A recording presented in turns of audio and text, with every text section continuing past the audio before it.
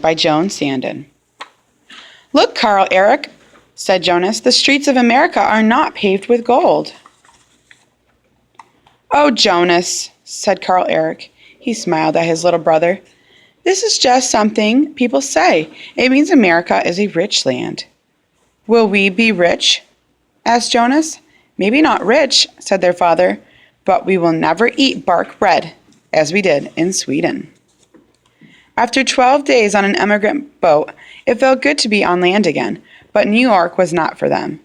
It was big and crowded and noisy. Whistles blew, people shouted. A train rumbled over their heads. Thank God we are not staying here, said Mama. She hugged the baby tighter.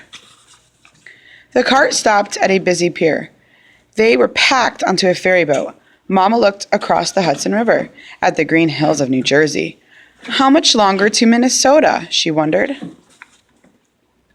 Attention, countrymen, shouted the railroad agent. Your trunks are checked through. You are on your own now. There is the Immigrant Train. You must change in Philadelphia. Does anyone know English? No? Well, just show your tickets then. The train stops often. Keep an eye on your children. Be calm and stay together. Carl, Eric, and Jonas ran ahead of the others. They climbed aboard the train. It was warm inside. Gas lamps lit the car. Oh, Carl, Eric, whispered Jonas. He touched the red plush seats. This must be the king's train. There is no king in America, said Carl Eric. In America, everybody travels like this. What are you two doing in here? Cried an angry voice. Run, Carl Eric told Jonas. They ran through the car, down the steps, and out onto the platform. The railroad agent laughed. What were you doing in first class? Here's where you belong, boys. The car was crowded, dark, and cold. It had wooden benches, a water bucket, and a coal stove. Their first night in America, they slept on the floor. Philadelphia, shouted the conductor. Wake up, boys, said Papa. We have to change here. Out on the dark platform, whistles blew. Conductors shouted. Trains were coming and going. Which train do we take? Carl Eric asked his father. Papa did not answer. He looked lost and helpless. A porter came over to them. Immigrant Train, he said, pointing. Carl, Eric, and Jonas stared at him. They had never seen a black person. A rooster crowed. Jonas woke up and looked around. The sun was up over a field of corn. Are we in Minnesota? He asked. No, said Carl Eric. We are in Pennsylvania, somewhere near this big river. He showed Jonas on the map. Papa rapped on the window. Come outside, boys, he called. Come smell this rich farmland. Look at the big barns and fields.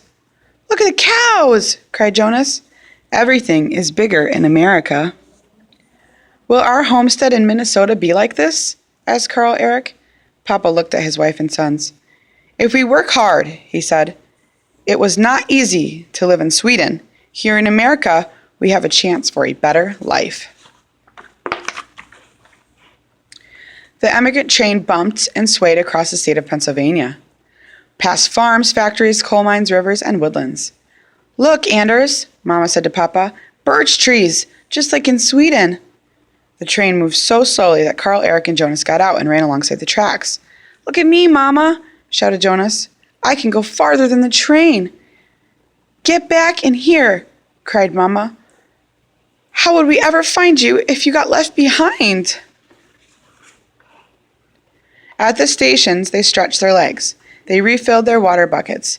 Once the train stood for hours on a sidetrack, it was waiting for an express train to pass.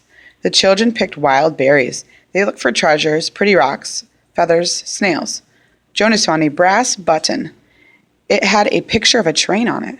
A conductor's button, he cried happily.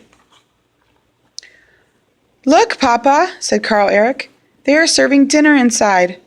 I know, said his father, but it is too expensive for us. It cost 25 cents. Papa bought milk, bread, apples, and meat from a food cellar inside. Mama waited her turn for the stove. The car was thick with smoke and cooking smells. Hungry children hung on their mother's skirts. Women take their work with them, said a man with rough hands. I hate having nothing to do. Not me, said his son. I like being free from chores. Carl Eric nodded. He knew he would have lots to do on their homestead in Minnesota. Where are you going, Carl Eric asked the boy. Trade Lake, Wisconsin, he said. Many people from our village are already there. I will not have to learn English. Our cousin in Minnesota speaks English, said Jonas. And she has seen an Indian. Clang, clang, clang, clang. The train was slowing down. The boy saw lights ahead. Pittsburgh! Shouted the conductor. He pushed them rudely out the door.